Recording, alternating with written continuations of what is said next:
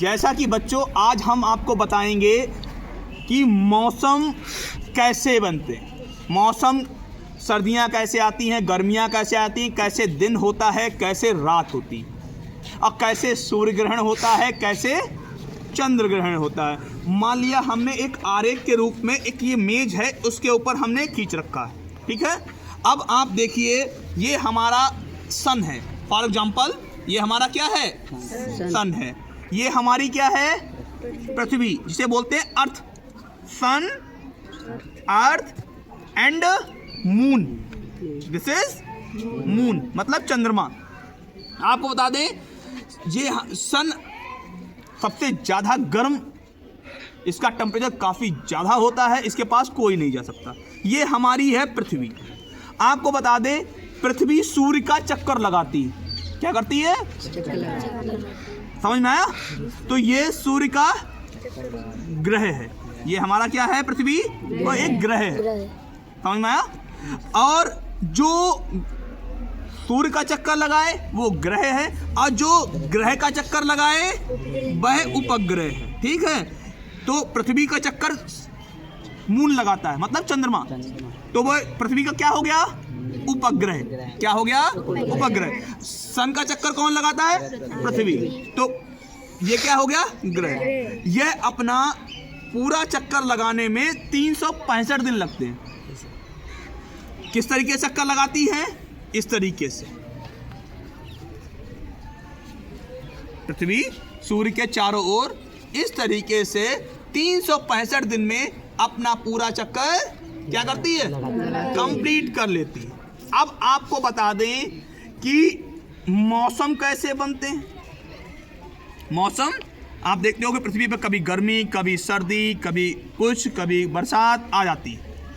और चंद्रमा क्या करता है, इसके चारों ओर बराबर जहां भी पृथ्वी जाएगी उसके चारों ओर चंद्रमा यूं ही चक्कर लगाता रहेगा, जैसे ये लगा रहा है, ठीक है।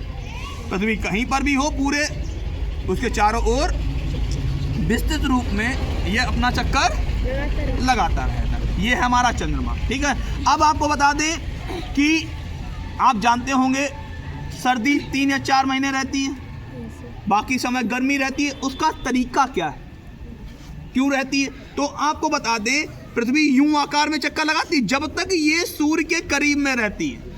पृथ्वी जब तक सूर्य के करीब में रहेगी तब तक ये गर्म रहेगी, यहाँ गर्मी बनी रहेगी। जैसे ये चक्कर लगा रही तो ये सूर्य के करीब में है, जब तक यहाँ से लेकर और यहाँ तक चक्कर लगाते लगाते जब तक यहाँ तक पहुँचेगी। समझ लो यहाँ पे महीना है आपका मार्च, कौन सा है, मार्च से चली अप्रैल, गर्मी चालू, क्योंकि हम सन के करीब में जा रहे हैं। अप्रैल, मई, जून कतई करीब में होगा उतना ही गर्म होगा।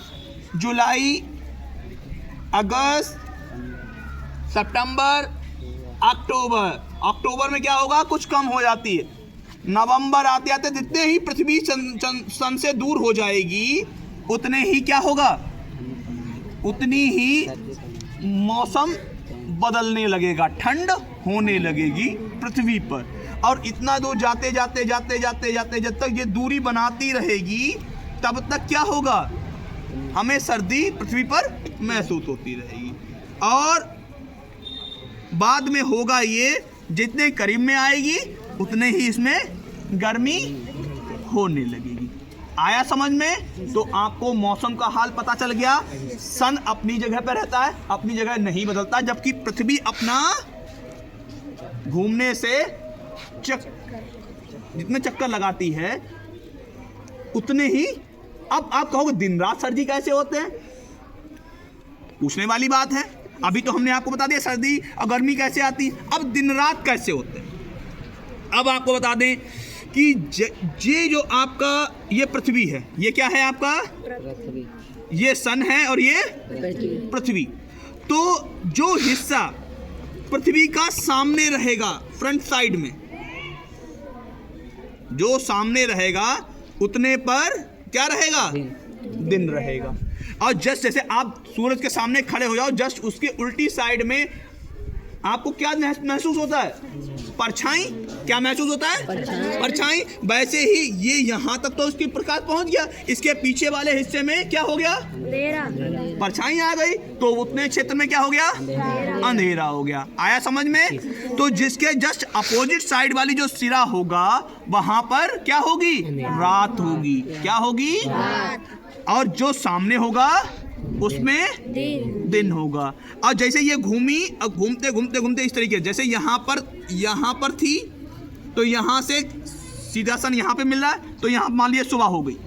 घूमता घूमता घूमता घूमता घूमता देखो जैसे आपने देखा होगा आसमान में पूरब साइड से सन निकलता है, तो यहाँ पे सन निकला, घूमा घूमा घूमा घूमा घूमा, ऐसे तुम्हें आसमान मालूम होता है चंद्रमा घूम रहा है, चंद्रमा सॉरी सूर्य घूम रहा है, घूमता नहीं है वो। ऐसे ही यहाँ पर सन यहाँ पे निकला, पृथ्वी मालूम होगा, भारत में मालूम हुआ, यहाँ पे निकल आया, फिर वो घूमा, देखते देखते देखते देखते यहाँ पर अंधेरा होने लगेगा, इस साइड में जितना इधर बढ़ेगा उधर उजाला होने लगेगा। घूमते घूमते घूमते घूमते घूमते जब बीच में आ जाएगा तो 12 बज गए, फिर यहाँ पे साइड में यहाँ पर आकर जब यहाँ पर आ जाएगा तो ये यहाँ पर संध्या हो जाएगी, इस साइड में संध्या होती जाएगी, इस साइड में उजाला होता जाएगा। इसी तरीके से 12 घंटा दिन रहता है और 12 घंटे समझ में आ गया? तो ये टॉपिक आपका क्या हो गया?